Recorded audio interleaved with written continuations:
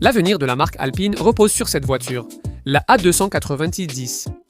C'est une compacte sportive 100% électrique dérivée de la nouvelle Renault 5 avec un fort caractère de performance typiquement gaulois. Si vous l'aimez, rien d'autre dans le segment ne lui ressemble. Ceux qui craignaient une simple reprise de la Renault 5 seront rassurés par l'ampleur des modifications apportées.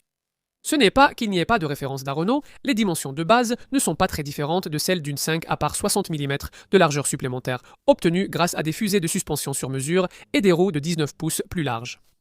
De plus, comme on pouvait s'y attendre, la batterie de 52 kW doit provenir de chez Renault. Elle provient de la Mégane E-Tech, ce qui permet d'atteindre jusqu'à 380 km d'autonomie, si vous conduisez la voiture d'une manière qu'un propriétaire typique n'adopterait jamais.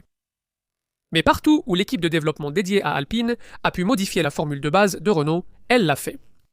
Il y a un tout nouveau faux châssis avant entièrement en aluminium et une suspension unique avec des butées hydrauliques utilisant un design emprunté à l'Ascent 10. Les freins Brembo proviennent également de cette voiture de sport avec des disques de 320 mm, un système de freinage électronique au ressenti naturel et un freinage régénératif que vous pouvez moduler grâce à une grosse molette bleue sur le volant. Il y a une barre anti-roue lisse unique, des pneus Michelin sur mesure et un bouton OV pour une surpuissance lors des dépassements. Vous en aurez besoin pour égaler les performances des deux variantes à traction avant. Le châssis accepte une transmission à 2 moteurs, mais elle n'est pas encore disponible. Choisissez entre une version de 180 chevaux qui atteint 0 à 100 km/h en 7,4 secondes pour une vitesse maximale de 159 km/h ou une variante de 220 chevaux qui atteint 0 à 100 km/h en 6,4 secondes pour une 171 km/h.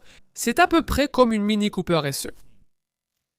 Le look extérieur tient au détail, comme les ailes élargies responsables des 60 mm de largeur en plus. Le bouclier avant plus agressif et les portes arrière avec nervure. La virgule Alpine censée faire référence à l'ancienne Renault 5 GT Turbo. Il y a aussi de jolis détails comme les feux de jour carrés conçus pour ressembler à des phares anti-brouillard de rallye avec des motifs en croix censés rappeler le ruban tendu sur les phares des voitures de rallye des années 70. De nombreux éléments à l'intérieur détournent l'attention de l'architecture de la Renault 5, surtout le volant Alpine massif.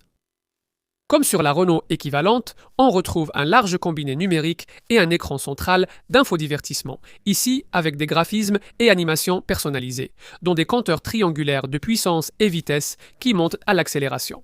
Il y a une console centrale sur mesure similaire à celle de la sportive Ascent 10 avec le même sélecteur de vitesse et des sièges sport rétro au style souligné de bleu. Comme on peut s'y attendre dans une compacte sportive, la petite banquette arrière et le coffre sont assez exigus, mais cela suffira à la plupart des clients.